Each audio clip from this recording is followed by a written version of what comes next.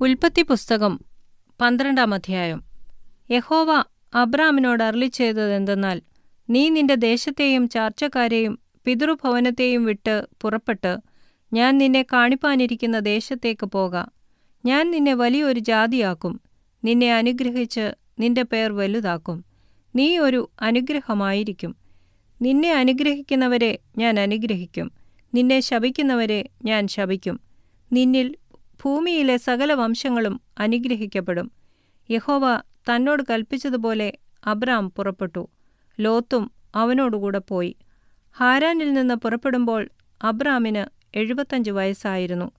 Abram തന്റെ ഭാര്യയായ സാറായിയെയും സഹോദരന്റെ മകനായ ലോത്തിനെയും തങ്ങളുണ്ടാക്കിയ സമ്പത്തുകളൊക്കെയും തങ്ങൾ ഹാരാനിൽ വെച്ച് സമ്പാദിച്ച ആളുകളെയും കൂട്ടിക്കൊണ്ട് കനാൻ ദേശത്തേക്ക് പോകുവാൻ പുറപ്പെട്ടു.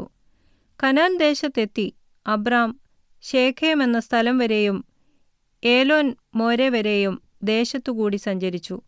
അന്ന് കനാന്യർ ദേശത്ത് പാർത്തിരുന്നു. യഹോവ അബ്രാമിന് പ്രത്യക്ഷനായി, നിന്റെ സന്തതിക്ക് ഞാൻ ഈ ദേശം കൊടുക്കുമെന്ന് അരുളിച്ചെയ്തു.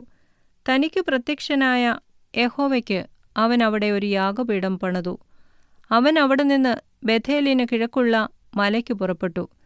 ബേഥേൽ പടിഞ്ഞാറും ഹായി കിഴക്കുമായി കൂടാരമടിച്ചു. അവിടെ അവൻ യഹോവയ്ക്ക് ഒരു യാഗപീഠം പണിതു, യഹോവയുടെ നാമത്തിൽ ആരാധിച്ചു. അബ്രാം പിന്നെയും തെക്കോട്ട് യാത്ര ചെയ്തുകൊണ്ടിരുന്നു. ദേശത്ത് ക്ഷാമമുണ്ടായി.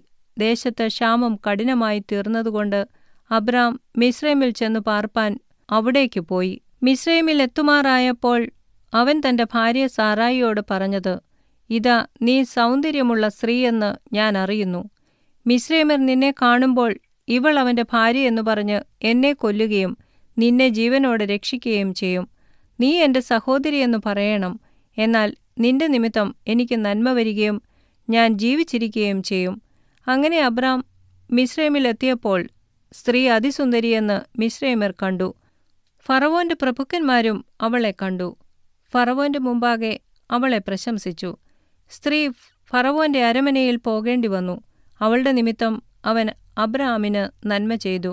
അവന് ആടുമാടുകളും ആൺകഴുതകളും ദാസന്മാരും ദാസിമാരും പെൺകഴുതകളും ഒട്ടകങ്ങളും ഉണ്ടായിരുന്നു. അബ്രാമിന്റെ ഭാര്യയായ സാറായി നിമിത്തം യഹോവ ഫറവോനെയും അവന്റെ കുടുംബത്തെയും അത്യന്തം ദണ്ഡിപ്പിച്ചു. അപ്പോൾ ഫറവോൻ അബ്രാമിനെ വിളിച്ചു, നീ എന്നോട് ഈ ചെയ്തതെന്ത്? ഇവൾ നിന്റെ ഭാര്യയെന്ന് എന്നെ അറിയിക്കാഞ്ഞതെന്ത്? അവൾ എന്റെ സഹോദരിയെന്ന് എന്തിനു പറഞ്ഞു? ഞാൻ അവളെ ഭാര്യയായിട്ടെടുപ്പാൻ സംഗതി വന്നുപോയല്ലോ. ഇപ്പോൾ ഇതാ നിന്റെ ഭാര്യ, അവളെ കൂട്ടിക്കൊണ്ടുപോക എന്നു പറഞ്ഞു. ഫറവോൻ അവനെക്കുറിച്ച് തന്റെ ആളുകളോട് കൽപ്പിച്ചു. അവർ അവനെയും അവന്റെ ഭാര്യയെയും അവനുള്ള സകലവുമായി പറഞ്ഞയച്ചു.